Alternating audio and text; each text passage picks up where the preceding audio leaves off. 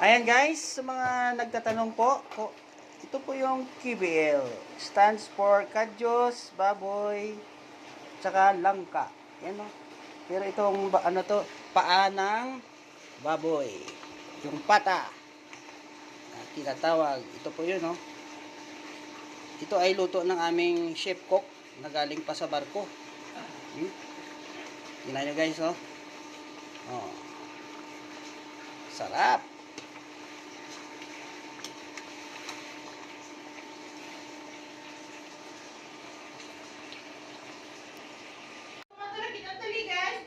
Hindi po ya. Ito tayo sa amin ba?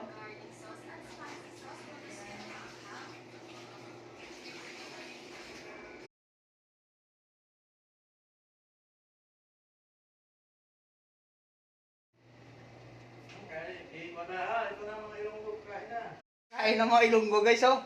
Halaw ay sa ako na Mga ilonggo, tingnan mo buko lang. Kala ko maganda yung bet.